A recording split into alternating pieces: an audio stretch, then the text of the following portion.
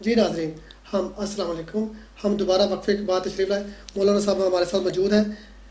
نبی کریم صلی اللہ علیہ وسلم کی زندگی میں بے شمار غزوات آئیں. غزوہ احد میں کیا ایسا واقعہ پیش آیا کہ نبی کریم صلی اللہ علیہ وسلم کے دندان مبارک شہید کر دیے؟ لیکن کچھ علماء کرام یہ بھی فرماتے ہیں کہ نبی کریم صلی اللہ علیہ وسلم کی خوبصورتی میں اللہ تعالیٰ نے مزید اضافہ کر دیا. حقیقت ذرا بتائے ذرا قرآن و سنت کی روشنی میں. بسم اللہ الرحمن الرحیم. غزوہ احد کے دامن میں یہ جنگ ہوئی. احد پہاڑ کے بارے حضور صلی اللہ علیہ وسلم نے ارشاد فرمایا، احد جبل یحبنا ونحبہ. احد پہاڑ ہم سے محبت کرتا ہے، ہم احد پہاڑ سے محبت کرتے ہیں. اور شاہ صاحب یقین جانیے آج بھی جب اس شاکان مصطفیٰ اس احد پہاڑ کے دامن میں جاتے ہیں تو وہ دیکھتے ہیں کہ اس جگہ حضور صلی اللہ علیہ وسلم نے کفار کے ساتھ جنگ ہوئی اور وہاں آپ صلی اللہ علیہ وسلم کے دندان مبارک شہید ہوئے، اور اللہ تعالیٰ نے مزید آپ کے دندان مبارک میں خوبصورتی پیدا فرما دی. اور صحابہ کرام نے جب یہ عرض کیا یا رسول اللہ صلی اللہ علیہ وسلم آپ ان کے لیے بد دعا فرمائیں، کہ وہاں 70 صحابہ کرام تو شہید ہو گئے، آپ کے دندان مبارک بھی شہید کر دیے گئے. تو حضور نبی کریم صلی اللہ علیہ وسلم نے ارشاد فرمایا، انی لم ابعث لعانا. حضور نے فرمایا میں لعنت کرنے والا نہیں بھیجا گیا، میں تو رحمت بنا کے بھیجا گیا ہوں. آپ کا اخلاق تھا، اخلاق حسنہ کا آپ نے وہاں مظاہرہ فرمایا اللہم اہد قومی فانہم لا یعلمون. اے اللہ میری اس قوم کو ہدایت دے دے، یہ جانتے نہیں ہیں. سرکار لہو لہان ہو چکے ہیں، صحابہ کرام اتنے شہید ہو گئے، پھر بھی حضور صلی اللہ علیہ وسلم کا حسن اخلاق آج بھی ہمارے لیے مشعل راہ ہے کہ آپ نے اپنے دشمنوں کو بھی معاف کر دیا. یہاں ناظرین میں آپ سے ایک اور بات عرض کرنا چاہتا ہوں کہ حضور صلی اللہ علیہ وسلم ایک جنگ سے واپس تشریف لا رہے تھے، اور آپ صلی اللہ علیہ وسلم نے صحابہ کرام سے فرمایا شدت کی گرمی ہے، یہاں آپ مختلف درختوں کے سائے میں کچھ دیر آرام کر لیں. تو حضور صلی اللہ علیہ وسلم بھی ایک درخت کے سائے میں آرام کے لیے سرکار لیٹے اور اپنی تلوار کو ٹہنی سے لٹکا دیا. آپ آرام کرنے لگے اور ایک کافر غارث بن حارث آیا، اسے دیکھا کہ حضور صلی اللہ علیہ وسلم تو سو رہے ہیں اور یہ موقع ہے. اس نے وہ تلوار کو پکڑا اور حضور صلی اللہ علیہ وسلم کے سامنے آیا. سرکار بیدار ہوئے، اس کے ہاتھ میں تلوار ہے. اس نے کہا اب آپ کو مجھ سے کون بچائے گا؟ اللہ. اب دیکھیے شاہ صاحب کہ یکدم جب تلوار سامنے آئی حضور صلی اللہ علیہ وسلم نے بڑے حوصلے کے ساتھ پروقار طریقے سے فرمایا میرا اللہ مجھے بچانے والا ہے، میرا اللہ بچائے گا مجھے. اور اتنا کہنا تھا کہ وہ کافر کے تلوار سے ہاتھ سے تلوار گر گئی، وہ کانپنے لگا، وہ لرزنے لگا، کانپنے لگا. حضور صلی اللہ علیہ وسلم تلوار کو ہاتھ میں لیا، آپ نے فرمایا اب تو بتا تجھے مجھ سے کون بچائے گا؟ اس وقت اس کافر نے کہا آپ کریم ہیں، آپ اعلیٰ اخلاق والے ہیں، میں آپ سے حسن اخلاق کا ہی تقاضا کرتا ہوں. آپ نے فرمایا جا تجھے میں نے معاف کر دیا. سبحان اللہ. میرے اور پیارے مولا آقا محمد مصطفیٰ صلی اللہ علیہ وسلم مکہ فتح کیا، جو ساری عمر آپ کو تکلیفیں دیتے رہے، دکھ دیتے رہے، آپ کو اذیتیں دیتے رہے.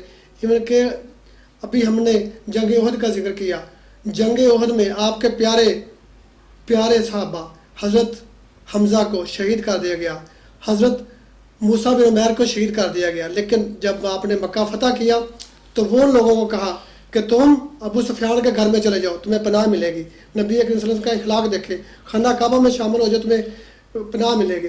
تو میں مولانا عبدالستار صاحب نقشبندی سے معلوم کرنا چاہوں گا کہ نبی کریم صلی اللہ علیہ وسلم نے مکہ تو فتح کر لیا، لیکن اخلاق کا درجہ دیکھو کتنا بلند ہے میرے پیارے آقا محمد مصطفیٰ صلی اللہ علیہ وسلم کا. ذرا روشنی حاصل کرنے کی کوشش کرتے ہیں ہم. جب مکہ فتح ہوا تو تمام کافر جنہوں نے آپ کو اذیتیں پہنچائی تھی، آپ کے راستے میں کانٹے بچھائے تھے، آپ کے صحابہ کو جنہوں نے شہید کیا، بے شمار تکلیفیں پہنچائیں، وہ سارے سامنے تھے۔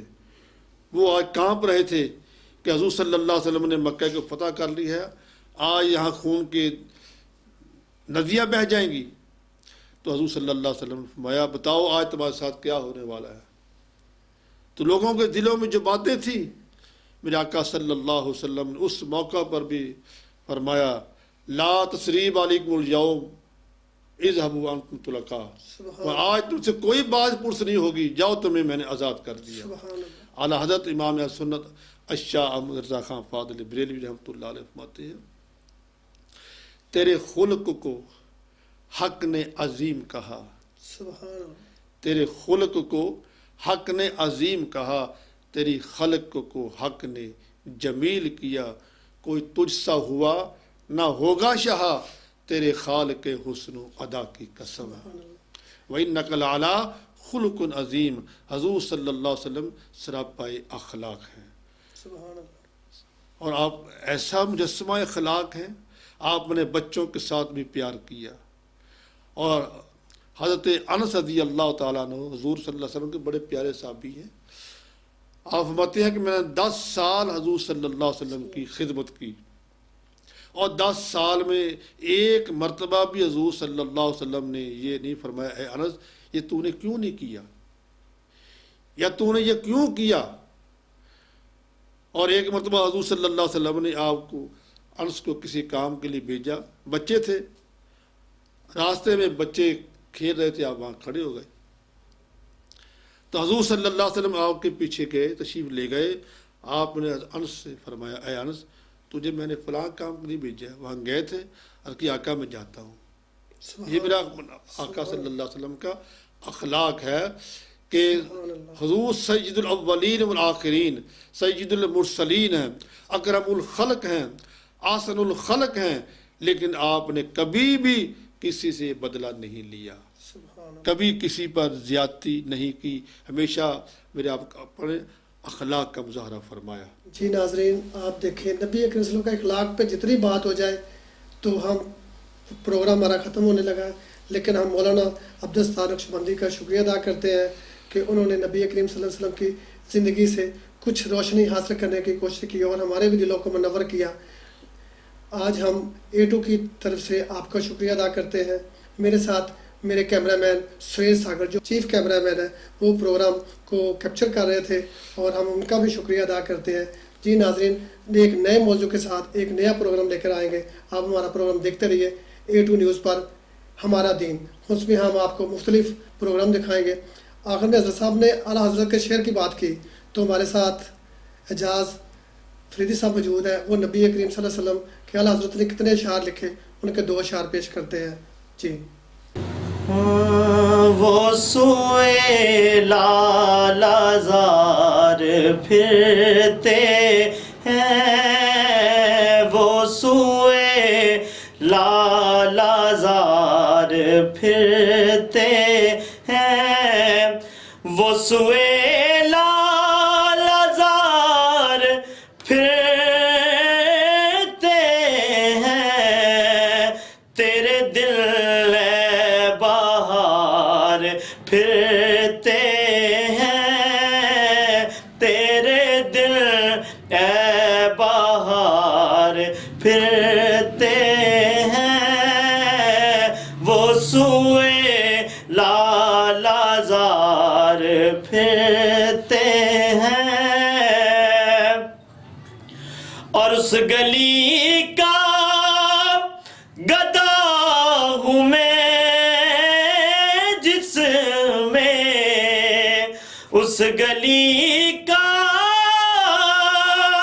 گدا ہوں میں جس میں مانگتے تاجدار پھرتے ہیں، مانگتے تاجدار پھرتے ہیں، تیرے دل اے بہار پھرتے ہیں، اور کوئی کیوں پوچھے تیری بات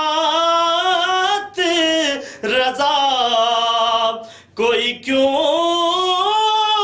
پوچھے تیری بات رضا، تجھ سے شیدا ہزار پھرتے ہیں، تیرے دل اے بہار پھر